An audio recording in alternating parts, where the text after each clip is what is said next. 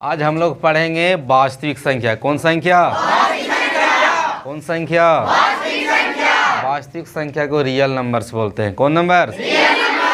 बोलिएगा। परमेय तथा अपरमेय संख्या के समूह को वास्तविक संख्या कहते हैं। जैसे एग्जाम्पल देख रहे हैं आप लोग।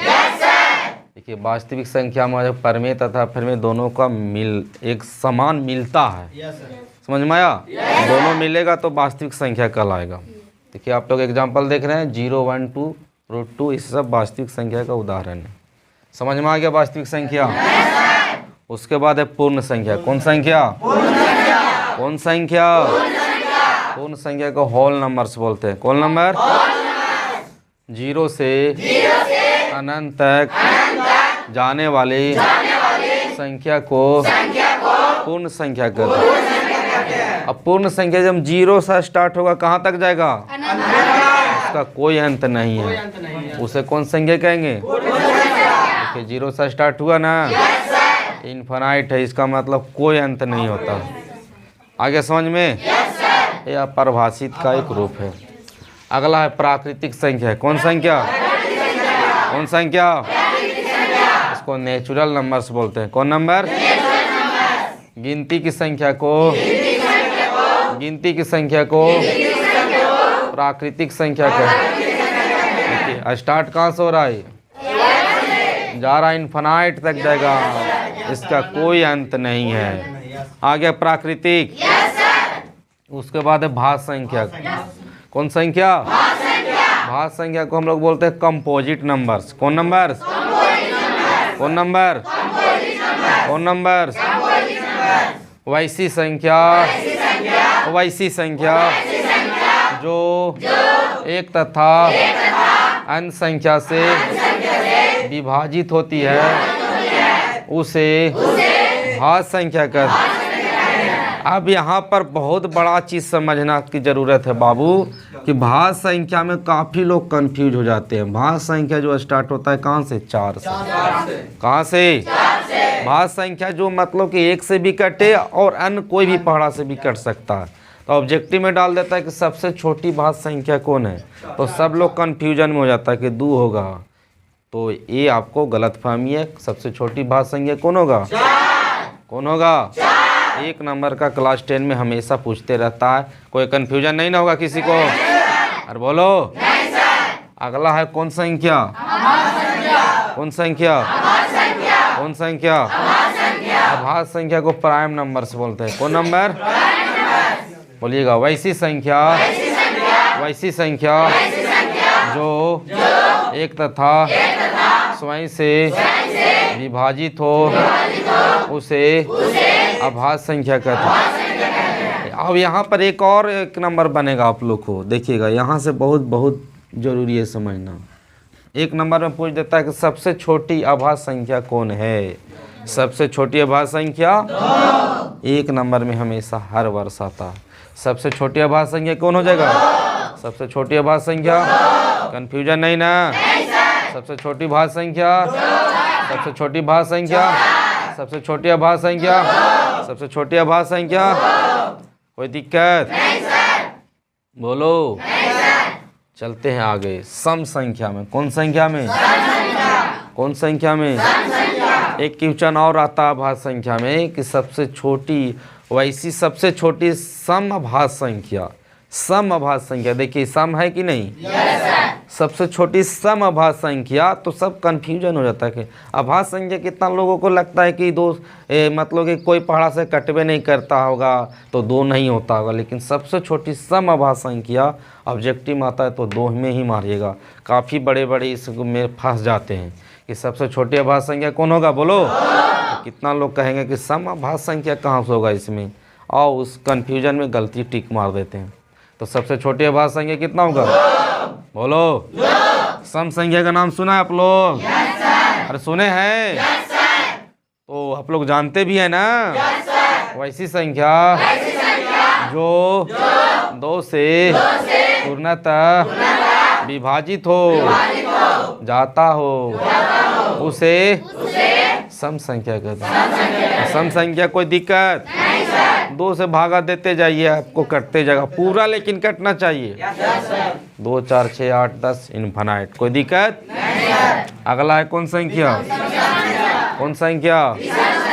वैसी संख्या जो 2 से पूर्णतः विभाजित ना हो उसे विषम संख्या कहते हैं। अब विषम संख्या देखिए, आपको मतलब कि 2 से कभी कटता नहीं है, पूरा नहीं कटता। जैसे में 1 3 5 7 इनफाइनाइट हो जाएगा। पूर्णांक संख्या कौन संख्या? कौन संख्या? पूर्णांक संख्या कहता है कि हम बट्टा में कभी नहीं रहेंगे।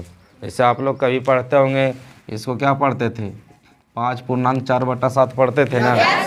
पूर्णांक का मतलब समझ जाओ कि पूरा पूर्णांक, पूर्ण जोड़ अंक, यानी जिसका अंक पूर्ण हो, बट्टा में नहीं हो, उसे पूर्णांक कहते हैं।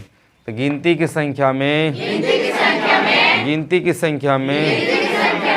0 तथा ऋणात्मक संख्या को शामिल करने पर प्राप्त संख्या को पूर्णांक संख्या कहते हैं। इसमें आपको माइनस वाला ऋणात्मक साइन भी होगा और 0 भी होगा, और 1 2 से इनफाइनाइट तक भी आप भेज सकते हैं, वो भी आपको पूर्णांक संख्या होगा। ठीक है? कोई यहाँ तक दिक्कत? बोलो। कोई दिक्कत यहाँ तक? आगे हम बताएंगे परिमेय और अपरिमेय। क्या बताएंगे? परिमेय और थोड़ा सा रोक दो। हम लोग पढ़ेंगे परिमेय संख्या। कौन संख्या? और दूसरा है अपरिमेय संख्या। कौन संख्या?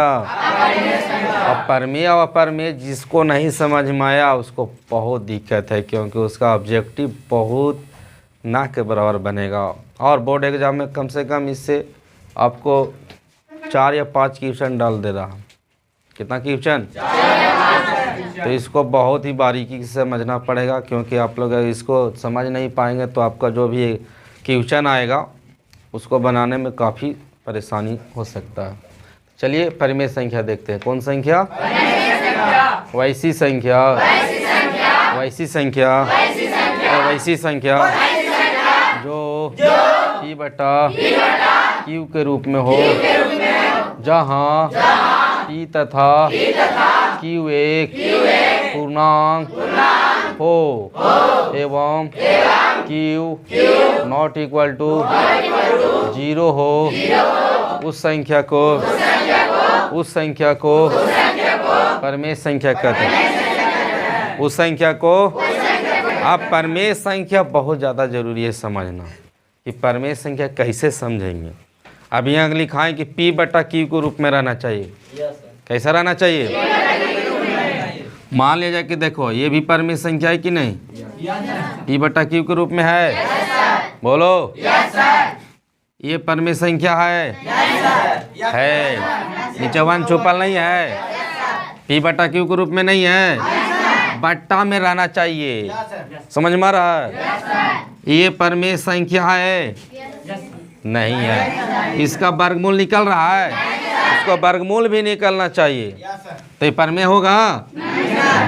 ये परिमेय संख्या हो सकता है, क्योंकि इसका वर्गमूल कितना होगा? 4। नीचे 1 छुपल है, परिमेय पहचाने आ गया।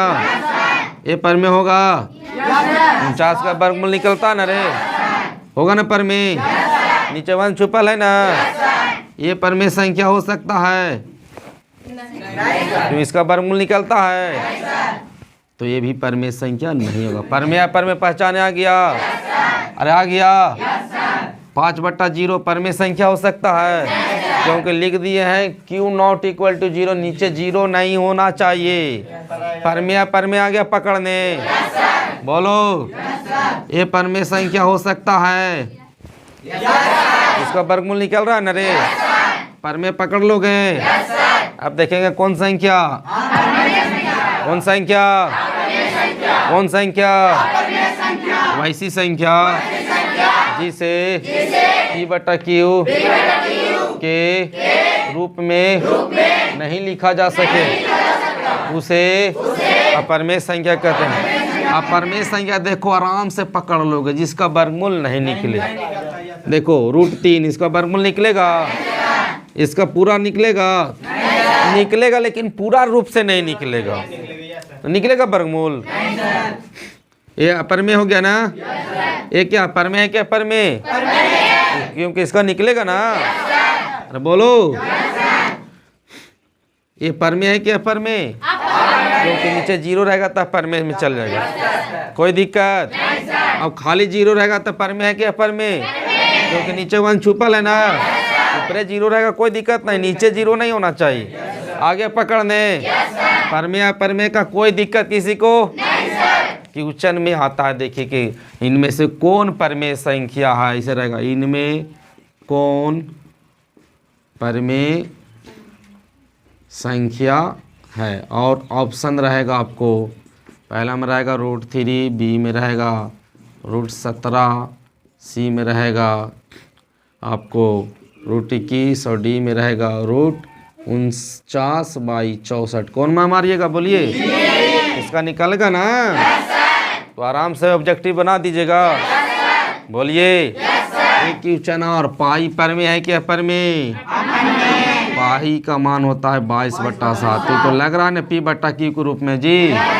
लेकिन इसका भी मैं प्रूफ दूंगा कि पाई अपरमेय संख्या क्यों होता है। इसको आर्यभट्ट साहब सिद्ध किए थे अपरमेय संख्या। इसमें कब डिस्कस होता है कि तो P/Q के रूप में है, होता है ना, लग रहा है ना।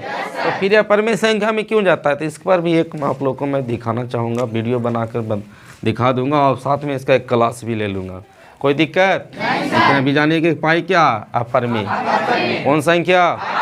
हालांकि इसका जब इसको आप डिवाइड दीजिएगा तो 3.14 आता है, इसमें अभी ये पूरा कटेगा नहीं, ये क्या होगा, आसान दशमलव के रूप में जाएगा। इसमें डिवाइड दीजिएगा ना आप, जैसे 7 है 22 है ना, 7 या 21, आपको घटाइएगा तो 1, फिर पॉइंट दीजिएगा, 7 एकम 7, 3 7 4 28, फिर 2 7 दूनी 14, फिर 6